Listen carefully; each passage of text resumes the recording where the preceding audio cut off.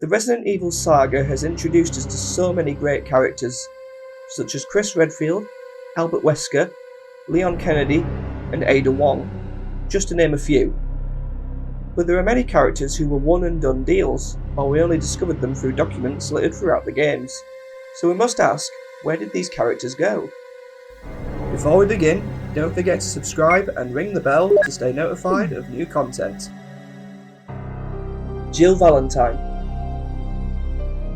One of the most important characters in the whole series, former STARS member and BSAA operative Jill Valentine. She has survived more than most with the Spencer Mansion, Raccoon City, and Russian Caucasus outbreaks, surviving the Queen Zenobia outbreak and uncovering a conspiracy within the FBC and BSAA, then sacrificing herself to save Chris from Wesker in Oswald Spencer's family home. But after surviving her ordeals, she was being used to perfect the Ouroboros virus by Wesker, thanks to antibodies inside her resistant to the T-virus infection from her encounter with Nemesis. Then she was made into a willing slave and would be saved by Chris and Shedder in Africa.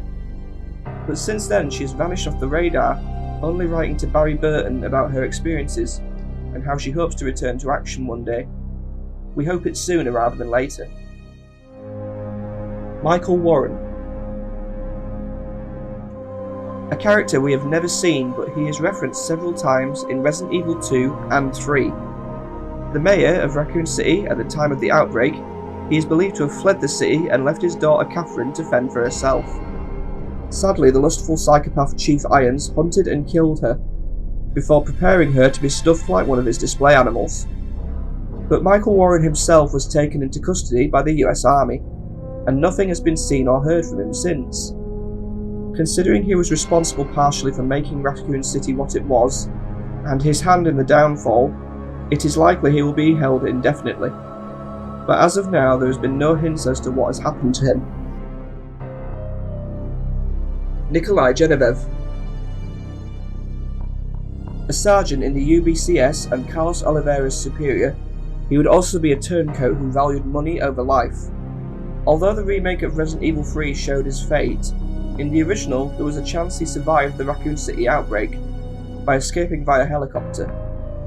But if he did escape, he has been missing in action for over 20 years in the official timeline, unless any events in Resident Evil Resistance are canon and he is working in the background. Jessica Sharawatt. A former FBC and BSAA agent, Jessica was instrumental in the events of Resident Evil Revelations, and witness to the atrocities of the Terra Grigia panic. She would get hold of a sample of the T-Abyss virus from Raymond Vesta and pass it on to Tricell, turning out that both Raymond and Jessica would be triple agents working for Tricell. But what happened to her after this is unknown. Is she a free agent, or a mercenary on the market like Ada Wong? Or is she still out there waiting and biding her time along with Raymond? Billy Cohen. A disgraced former US Marine who was framed for the massacre of civilians in a village in Africa. He was being transported through the Arklay mountain region by military police before they were ambushed by Leech BOWs. Billy met up with Rebecca Chambers and they fought against countless monstrosities, until they parted ways with Rebecca letting him go, reporting he was killed in action. Since then, Billy has gone underground with no word as to its location, with all records of his encounter with Rebecca being destroyed in the cleansing of Raccoon City. Manuela Hildago. Daughter of Javier Hildago, she had a degenerative disease which Javier intended to cure using the T. Veronica virus which he got on the black market, but ended up murdering young women and using their organs to allow Manuela to survive and not succumb to the virus. Manuela's mother would also be infected with the T. Veronica virus, would end up succumbing to the infection and be killed by Leon and Krauser. Finally, Javier would fall after the combined efforts of Krauser, Leon and Manuela. Manuela would go to the US and would be taken into custody to be studied over her resistance for the T. Veronica virus. But she would still need organ transplants. Unless a cure could be found, she will forever be on a cycle of relying on the organs of others to keep her alive. Carlos Olivera. A former UBCS soldier who was dispatched into Raccoon City along with Daryl, Murphy, Nikolay and Lieutenant Mikhail Victor. It appears that Carlos and possibly Nikolay were the only survivors from the Raccoon City outbreak from the UBCS. Carlos was one of many who were saved from prison or execution by Umbrella before joining the UBCS. Once dispatched into Raccoon City, most of his unit was wiped out within hours of landing. Fate would have him join Jill Valentine and they would work together to escape the city. But Jill would become infected with the T-virus and Carlos would save her using a vaccine. They would destroy Nemesis and escape the city with Jill and Carlos parting ways shortly after. Carlos would flee the US via Mexico and go down to South America where he still harbours a grudge for Umbrella.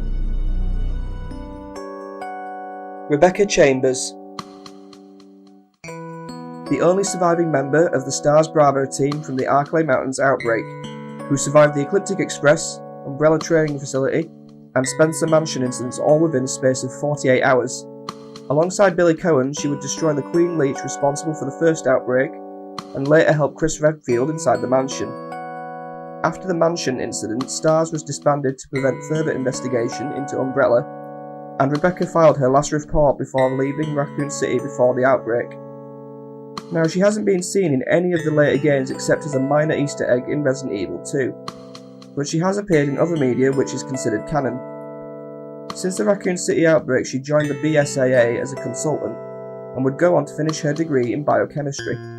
She would also reappear in Resident Evil Vendetta during the New York outbreak, and be instrumental in stopping the A virus along with Chris and Leon. But she has since gone quiet and is in no doubt still helping in the background in the fight against bioterror. Thank you for watching. If you enjoyed this video, please leave a comment below. Don't forget to like and share, and also subscribe and ring the bell to stay notified of new content. Thank you, and I'll see you again soon.